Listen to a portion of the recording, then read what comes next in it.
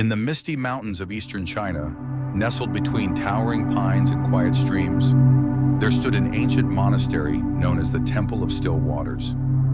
This sacred place, far removed from the noise of the world, was home to monks who sought peace, wisdom, and the art of mastering the self.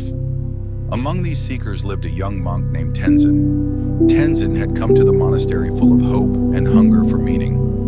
Orphaned at a young age, he had wandered through life feeling lost. Until one day a traveling monk visited his village and spoke of a place where the mind could be still, the soul could be shaped, and one's purpose could be found in silence. That place was the Temple of Still Waters. With nothing but a bundle of cloth and a heart full of longing, Tenzin followed the monk into the mountains and never looked back.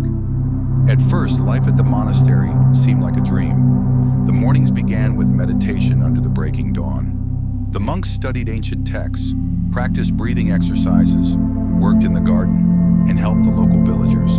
The silence, the simplicity, the discipline, all of it felt pure, sacred, and full of promise. But promise soon gave way to pressure. Tenzin struggled deeply. He found it nearly impossible to sit still for meditation. His legs would go numb, his back ached, and his thoughts scattered like birds startled from a tree. While the older monks sat motionless for hours, lost in contemplation, Tenzin twitched, squirmed, and counted the minutes. When they worked, he was the slowest. Whether it was carrying water from the stream, chopping firewood, or tending to the garden, Tenzin was always behind. His arms lacked strength, his pace lacked confidence.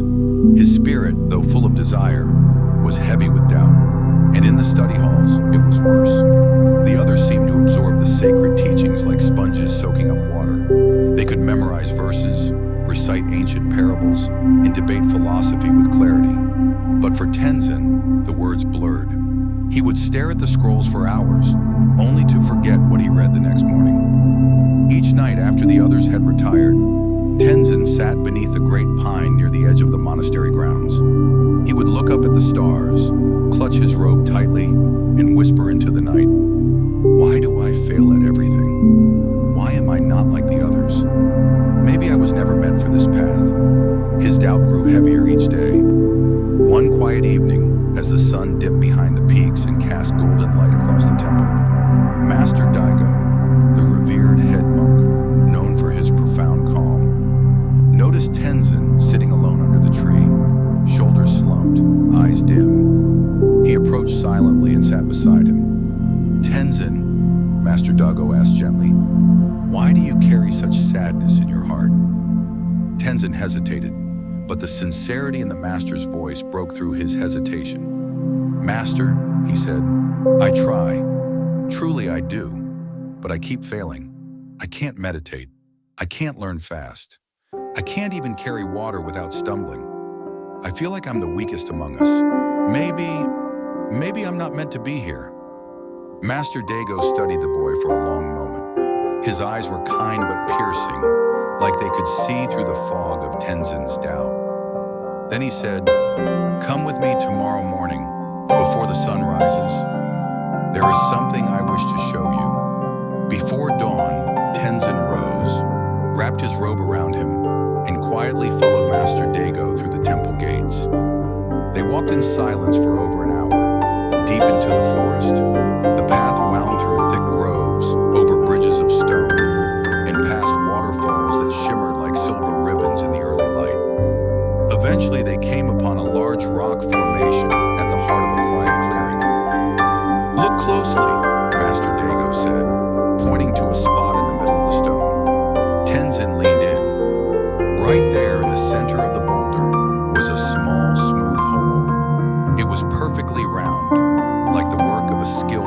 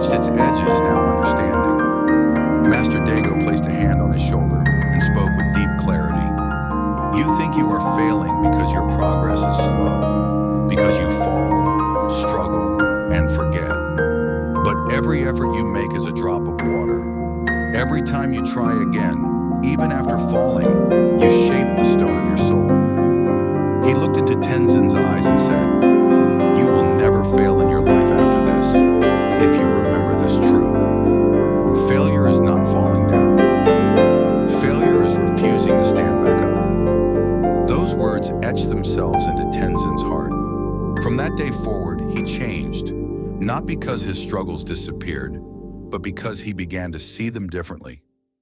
He still found meditation difficult, his legs still went numb, but now he sat a minute longer than the day before. He still stumbled with water pots, but now he lifted them again with a quiet smile and kept walking. He still forgot verses, but he practiced with patient persistence, learning line by line, not comparing himself to others.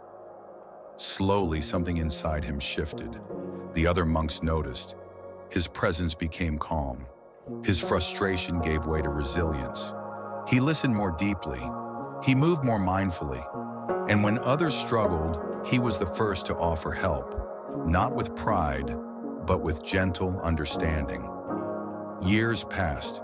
Seasons came and went like ripples on the monastery lake.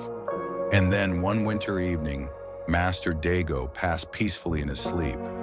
The monks mourned deeply, for he had been not just their teacher, but their guide, their stillness in storms. When it came time to choose the next head monk, the elders met, and to everyone's surprise, they chose Tenzin. He was not the strongest, not the smartest, not the most gifted, but he was the most steadfast. He had embodied the lesson of the water and the stone. As head monk, Tenzin led not with authority, but with compassion. He remembered what it felt like to struggle, to doubt, to sit under a tree whispering words of defeat. And so, when young monks came to him and said, "Master, I keep failing," he would simply smile. Then he would walk with them into the forest to a quiet clearing and show them the stone. And he would say, "This hole was made not by force, but by patience. Not by strength, but by perseverance. One drop at a time. Let your efforts be like water, soft, steady, and unrelenting. In time, you will carve your own path through the hardest stone." Life lesson from a drop of water. In a world that constantly demands speed, perfection, and instant results, it's easy to feel like we're failing when progress is slow. But the story of Tenzin and the stone reminds us that true strength lies not in quick success, but in quiet persistence. Like water shaping rock, one gentle drop at a time, our consistent efforts, even when they feel small or unnoticed, are carving paths toward growth. You may stumble.